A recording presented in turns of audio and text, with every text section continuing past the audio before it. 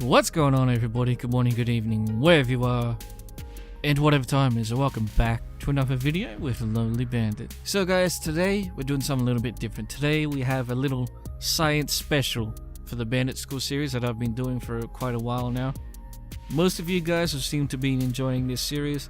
I enjoy it quite a lot. I love making it for you guys, and I have always wanted to do it, so I feel like continuing it and going down the path that this video is going down is really interesting and really good for this series, so hopefully you guys will enjoy this as much as I did. So what is the topic of today? Well, as I said, this is a science special edition episode of Bandit School. Now, why is it a science special? Because we did a lot of testing. Myself, Gunneryz, and HolyKrap Gaming, two of my very close friends who I stream on YouTube with. The links will be down below. If you want to go check them out, please feel free to. They helped me out a lot with the testing we did. And the testing we did on was figuring out what item in-game is the single most efficient item for tying somebody up with. So we literally got every single item in the game that you can tie somebody up with. We got guts of animals, we got duct tape, we got improvised rope, we got regular rope, we got metal wire, and we got handcuffs. So to ensure that we had a general pretty solid idea of how everything worked, we made sure that we got every single variation of all of these things. So what does that mean? That means we had pristine handcuffs, that means we had worn handcuffs, that means we had damaged handcuffs, and that also means we did badly damaged handcuffs. We didn't do ruined for obvious reasons. Now to test this, we simply tied somebody up, and then two of us were timing how long it took for that person to get out of the handcuffs. Now, we timed it very efficiently, I feel. It was fairly controlled, and we averaged out the time difference between myself and Gunny, who was helping me time the test. And for the most part, our times were within about a second and a half difference. So before I get into this, guys, I want to make one thing clear. The timings I'm going to tell you guys about are fairly approximate. Our test is not 100% foolproof. To do that, we would have to do a hell of a lot of testing. We would have to do at least like 10 runs on each single item, so that would mean we would have to time somebody getting out of badly damaged handcuffs at the very least 10 times so we could get a general average. That amount of work is just really not possible unless you're doing some hectic duping or you spend literally days trying to get all that gear, because we spent hours trying to get just this gear. I think in a total it was around 35 items, maybe a bit less. I'm not too sure on the numbers, but it was around that area. Very big pain in the ass to get. So I just wanted to be clear, these numbers are not final. We've not got them from any files or anything. These are just general times that we got on our own, doing our own testing, independent of any other resources, and this is what we got. So for the most part, it should be fairly accurate. Take it with a bit of grain of salt. Maybe there might be a second or two difference between the times, but overall, it should be fairly accurate. So guys, what is the most efficient thing? I want you to ask yourself that right now. I want you to think, what do I think is the best thing to tie somebody up with? Now, the answer I've gotten for that question from most people I've asked before posting this video is pristine handcuffs. And to be quite honest, that's actually what I thought as well going into this test. However, my testing has really opened my eyes about a lot of things, guys. But again, before I reveal the numbers to you, I just want you guys to picture in your mind what you think. The most common answer I've received is pristine handcuffs, but tell me what you guys thought down below, and then I want you guys to tell me what you think of our results, because they are truly astonishing, at least in my eyes. So right now I'm going to put a graph on the screen where you guys are going to see every single item that we tested. Basically, this column graph has been divided up into groups of pristine, worn, damaged, and badly damaged. You can see at the bottom of it, and all the colors are for the color coding of the different items. So for example, blue is guts, orange is duct tape, etc, etc. You can see that on the right hand side right there.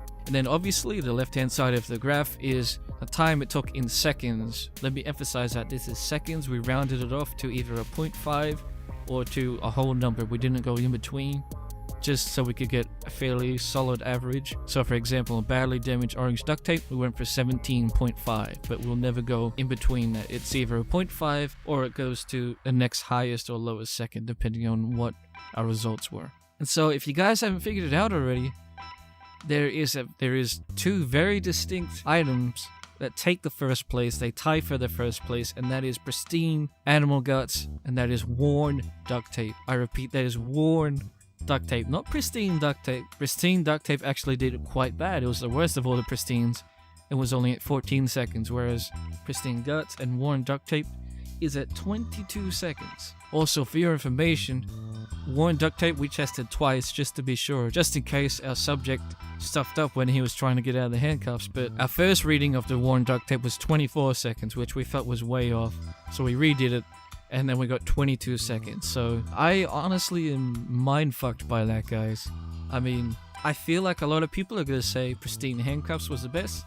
Look at pristine handcuffs, it was the second worst out of all the pristine, at 15.5 seconds. That is absolutely insane.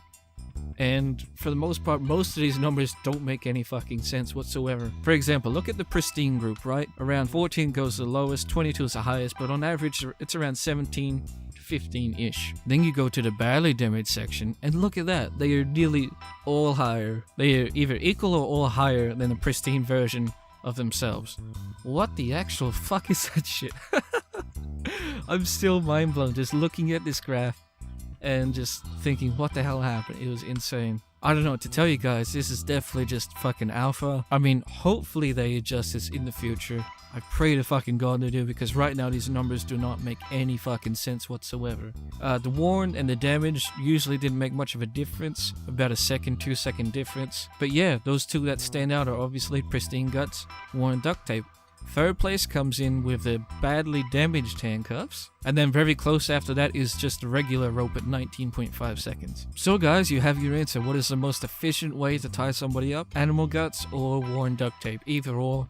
Probably easier to get pristine guts just because there's animals and you can just kill them easy, whereas worn duct tape is a bit of an iffy thing. But if you want to tie somebody up and make sure you're tying them up for the best, most efficient amount of time, it's either pristine guts or worn duct tape. You guys are more than welcome to pause this video, look at the graph for yourself in a bit more detail, but that is legitimately our results. I'm still astonished by it, and I don't know. I don't know what to say, guys. It's really just mind-boggling that it is so random and so weird. None of us expected this, and the entire time during testing, we were just constantly blown away. So now that I've answered that question, there's one more thing I want to point out before I end this video, guys. And is that I've gotten a lot of hate in the past for executing people that I have handcuffed. Now, video-wise, I believe I've only done it twice in videos I've uploaded to YouTube. And in those videos, I did it. First one was because he said he had friends coming and was talking shit the entire time. Second time was we were actually under fire from his friend trying to save him. Guys, look at this graph. This is the evidence to tell you how quickly somebody can get out of their bindings. That is way too quick in my opinion. Way too fucking quick. 22 seconds at best. At fucking best, if a person is spamming. Guys, you turn your back around for 22 seconds, before you know it, you're getting punched out, before you know it, you're getting shot in the back, depending if you missed a gun on the person you have handcuffed. So, I am all for executing handcuffed people if a reason is warranted. For example, if he has friends coming, if you are taking fire, even if it's not from his friends, I don't give a shit. I don't know that 100%, even if he claims he's alone, I don't care, I'm still executing him. And I highly recommend you guys keep that same attitude if you want to be able to bandit and stay alive at the same time. If you want to be a bit of a Care Bear, then go ahead, use this information as you wish, but I just wanted to point out to you guys why I do some of the things that I do, because it might not be so obvious to some of you. And then I'm sure there's some people that will just have, you know, no fucking idea and just hate on it anyway. That's completely fine. I mean, idiots will be idiots. But regardless, to those people that are intelligent enough to listen and to care and to take into these actual results that we have, then hopefully this explains why I do some things that I do. In general, however, I recommend not executing people you hold up if you can help it, just because it just makes the whole process better. It spreads a bit more positivity in regards to being robbed and just the idea and philosophy about it, and it's just a better experience for everybody involved. However, there are reasons, and there are damn good reasons for executing people, so you do what you have to do, I do what I have to do, and here's the facts to back it up why I do it. So if you guys don't believe our results, then feel free to do your own testing. You know, feel free to film it, whatever, show us, leave me a link down below. I don't care, I'll be very interested to see what you guys have. As I said, this is not 100% foolproof testing. Take this with a bit of a grain of salt, you know, it might be a second or two difference, but for the most part, it was pretty much spot on, and it's just baffling, really. I don't know what else to tell you guys. Anyway, hopefully you guys found this video enjoyable and you learned something from it. I know damn sure I did. Next time I see that pig or whatever, I'm taking his guts, because handcuffs are actually really shitty. Who would have thought? Anyway, guys, I hope you guys enjoyed, and I'll see you in the next one.